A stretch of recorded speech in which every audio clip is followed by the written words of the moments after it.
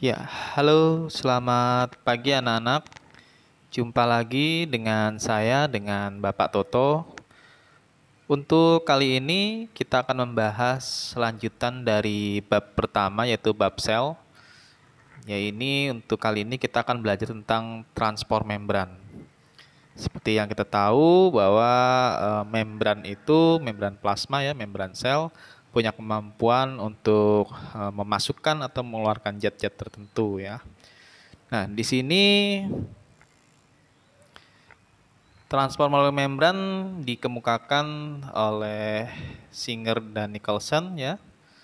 Jadi dia mengemukakan bahwa teori tentang membran sel yang dikenal dengan teori membran mosaik cair. Ya, dan teori ini menyatakan bahwa membran sel tersusun oleh lapisan-lapisan. Jadi setelah kita tahu ya kemarin bahwa membran plasma itu atau membran sel ini disusun oleh lapisan-lapisan fosfolipid, kemudian ada protein dan juga karbohidrat. Ya. Ini kalau kita lihat di sini ada bagian luar sel, kemudian membran sel lapisan ganda lipid, dan bagian dalam sel. Ya.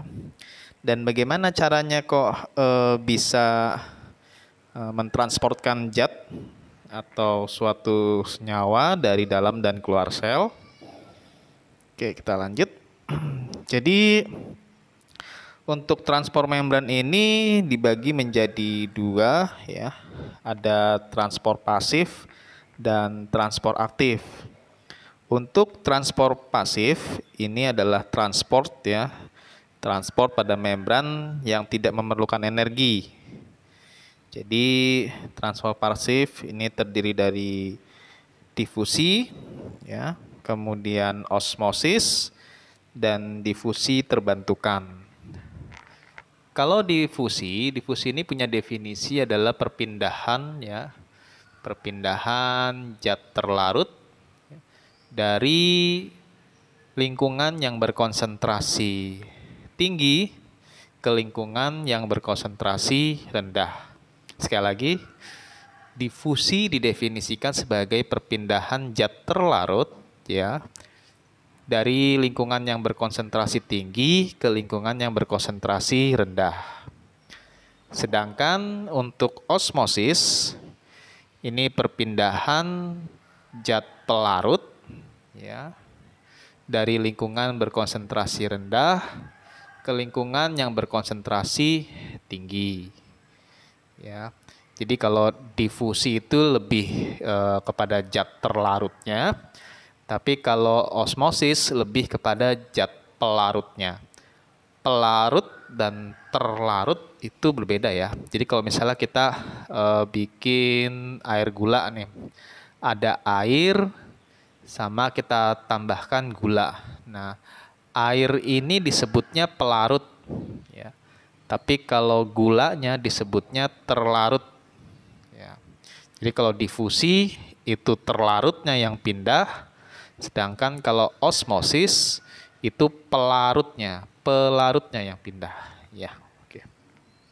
Ada lagi difusi terbantukan. Nah, kalau difusi terbantukan ini dia dibantu oleh protein ya. Jadi selain dia memindahkan zat terlarutnya ya dengan dari konsentrasi tinggi ke rendah, tapi juga dibantu oleh protein, khususnya untuk zat-zat yang punya massa molekul yang besar umumnya. Di sini kalau kita lihat difusi larutan ya, di sini ada tinta ya, molekul tinta yang dilarutkan di dalam suatu lingkungan air, kemudian di tengah-tengahnya ada membran ya. Nah, nanti di sini untuk molekul tintanya dia akan berpindah ke sebelah kanan dan sampai dia mencapai keseimbangan ya. Itu difusi. Kemudian untuk yang B, larutan B juga sama ya. Di sini dia ada larutan yang konsentrasinya berbeda. Jadi ada yang konsentrasinya yang sebelah kanan yang B ya. Ini agak sedikit cuman ada 6 molekul ya. Sedangkan kalau yang di sebelah kiri ada banyak molekul. Nah, ini dicampurkan dalam suatu lingkungan ya, pelarut, kemudian ada membran dan mereka satu sama lain akan saling mengisi sehingga dicapai suatu keseimbangan.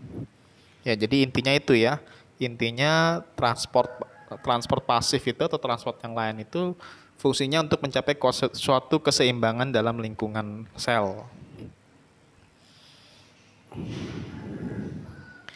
Berikutnya transport aktif. Nah, kalau tadi transport pasif dia transport yang tidak memerlukan energi.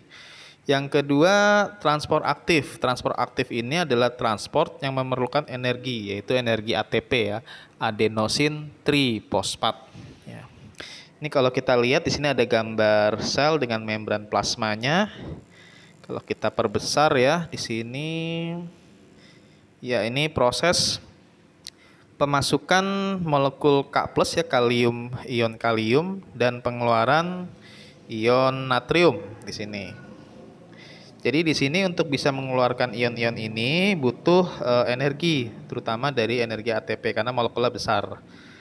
Ini yang pertama, ikatan antara Na+ di sitoplasma dengan protein merangsang fosforilasi oleh ATP. Jadi di sini ya, di sini Na+ nanti diikat oleh protein ya, kemudian dia merangsang si ATP ini untuk menfosforilasi dari protein.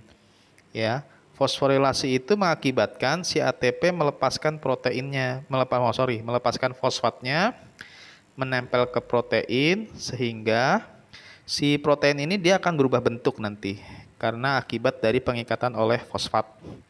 Sedangkan ATP nanti akan berubah menjadi ADP. ADP itu adenosin difosfat. Kalau D itu 2 karena dia sudah kehilangan fosfatnya dari trifosfat menjadi difosfat karena fosfatnya sudah diikatkan ke proteinnya. Fosforilasi menyebabkan protein berubah bentuk ya, yang tadinya dia seperti ini nih ya. Kemudian berubah bentuk menjadi lubangnya keluar. Jadi tadi mulutnya di dalam ya. Bukan mulutnya di dalam, karena dia berikatan dengan fosfat, dia jadi mulutnya kebuka ke sebelah luar di sini ya. Sehingga mengakibatkan si Na+, ion Na+ ini keluar. Ya, dengan mengubah bentuk Na dilepas keluar sel dan K+ dari luar sel diikat.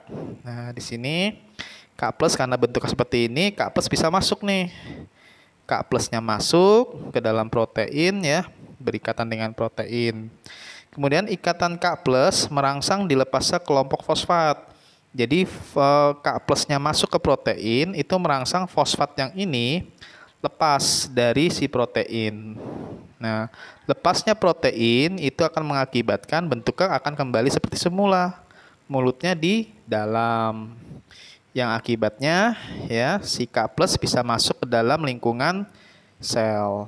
Jadi itu kira-kira mekanismenya bagaimana si transport aktif yang menggunakan energi ATP ini digunakan untuk mengeluarkan Na+ dan memasukkan K+. Ya. Untuk transport aktif sendiri ya, dia ada beberapa jenis ya. Ini bisa berubah endositosis. Endo itu proses masuk ke dalam lingkungan sel, dan eksositosis itu keluar dari lingkungan sel. Endositosis, peristiwa pembentukan kantong membran sel saat larutan atau partikel ditransfer ke dalam sel. Endositosis antara lain pinositosis dan fagositosis. Jadi nanti endositosis ini dia lebih ngarahnya seperti makan ya. Jadi ketika ada zat yang akan masuk si membran sel, dia akan membentuk seperti mulut, seperti kantung ya. Dimakan ya zatnya, kemudian dimasukkan ke dalam lingkungan sel. Nah, kalau pino itu artinya cairan ya. Jadi pinositosis itu berupa bentuk cairan, tapi kalau fagositosis berupa bentuk padatan namanya. Pinositosis ini merupakan gejala yang umum terjadi pada sel darah putih sel ginjal, epitelium sel, makrofag hati, dan akar tumbuhan. Jadi ini contoh-contoh sel yang menggunakan proses pinositosis pada membran selnya. Jadi di sini dia karena bentuknya cairan ya. Jadi nanti di sini kalau kita perbesar ya, iya, sini ada larutan, ada zat ya. Kemudian di sini membran plasma sebelah sini ya. Di sini lingkungan sitoplasma. Ini nanti dia akan seperti dimakan. Jadi membran sel akan membuat lekukan, membuat seperti makanan ya, membuat seperti mulut dan memasukkan ya zatnya ini ke dalam kantung yang telah dia buat. Kantung atau mulut yang telah dia buat ya. Di sini dia masuk ya. Kemudian setelah masuk dilepaskan atau diputuskan membran plasmanya sehingga terbentuk suatu kantung yang berisi dengan zat di sini. Ya. Nanti kemudian zat-zat ini dicerna kemudian akan dihancurkan. Umumnya pada proses penghancuran sel-sel mikroba atau bakteri ini ya, pada sel darah putih umumnya. Oke. Jadi ini saya bacakan kembali langkah-langkah proses pinositosis. Ini 1 dan 2 itu molekul melekat pada plasma ya, melekat dulu, kemudian 3, 5 itu invaginasi atau pelekukan dari membran plasma. 6, 8 itu lepas dari membran plasma dan fragmentasi atau penghancuran dari molekul-molekul zat yang tadi ya. Umumnya pada zat-zat atau suatu molekul bakteri atau kuman atau virus. Fagositosis terjadi misalnya saat Rotifera ciliata organisme mikroskopik lain ditelan oleh amuba, contohnya pada amuba di sini. Dengan cara menangkap dengan kaki semu, Pseudopodium. Kemudian mengurungnya dalam vakuola atau fagosom sini ya. Kalau kita lihat di sini ada amuba ya, ini amuba ya dengan inti selnya di sini. Kemudian di sini ada protistanya atau bakteri ya di sini ya. Kemudian dia punya kaki semu atau Pseudopodium. Nah, kaki semunya ini atau Pseudopodium ini adalah membran sel. Yang sama seperti pinositosis, membran selnya ini akan membuat suatu cekungan, suatu invaginasi. Ya. Suatu invaginasi membuat seperti kantung, seperti mulut, sehingga dia akan menangkap atau layaknya seperti memakan dari bakteri ini atau molekul mikroskopik ya.